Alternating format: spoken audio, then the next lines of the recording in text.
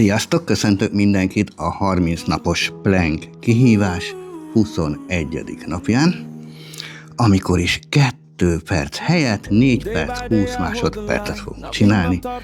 Ez 4 perc fölött már nagyon megterhelő és nagyon nehezen vettem rá magam, hogy nekiálljak, de ha már kihívás, akkor ezt végig kell csinálni. A mai nappal együtt még 10 alkalom lesz, és vége, illetve hát nincs vége, mert csinálni azt folyamatosan kell, csak a videóknak lesz így vége. Mindenkinek ajánlom, hogy csatlakozzon és kezdje el csinálni, és kérem, hogy írja meg, hogy neki mennyit sikerült a mai 4 perc 20 másodpercből megcsinálni. Nagyon tetszik, amikor megírjátok, hogy nektek ennyi vagy annyi sikerült. Minden nap 10 másodperccel növeljük az időt. Így értem el most ezt a 4 perc 20 másodpercet. Ugye 1 percről indultam.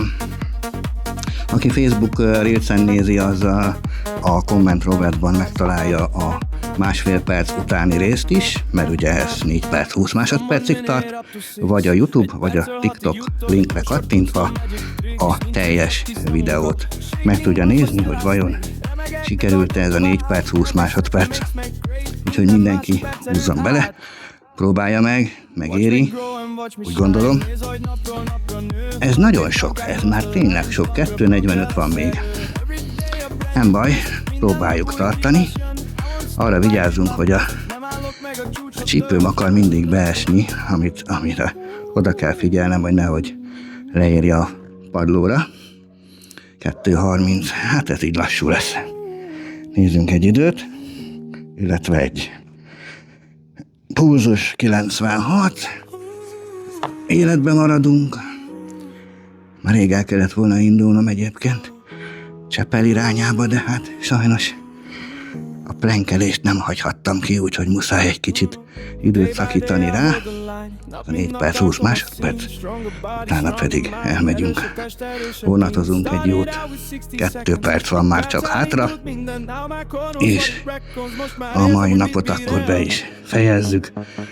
Mit is mondhatnék még, ez nagyon jó egyébként a gerinc környéki izmokra, jobb a tartás, jobban fogod bírni a terhelést. Hát ez a padló egy kicsit csúszik a könyök számára, nem a legideálisabb megoldás. Kinyitottam a teraszajtót, jöjjön rám egy kis hűvös levegő, így egy kicsit jobban bírom, talán, és még mindig van 1 perc 22. Ez kemény. Egyre nehezebb, elkezd az ember remegni, és igazándiból már a beszéd is akadozik, sokkal nehezebb odafigyelni arra, hogy miket beszélünk. Még egy 1 perc, 2 másodperc. És akkor a mai nap meg is lesz. Hát figyelem az órát. Van egy ellenőr is, ide raktam magam mellé. Ez egy karácsonyi manó, aki ellenőrzi, hogy nem csalok. Nem szólt még semmit, hogy csalnék esetleg. Csöndben van, és figyeli feszülten, hogy mi történik. Még mindig van fél perc. Ez már tényleg kemény. 4 perc fölött már. Aki megcsinálja, az komolyan mondom kemény. Ezért érdemes 1 percről indulni, ne egyből a 4 percet akarjuk megcsinálni, hanem legyen egy kis átmenet.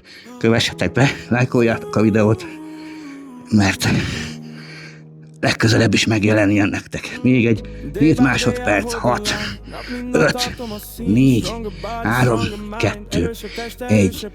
Köszönöm szépen, sziasztok! Jaj!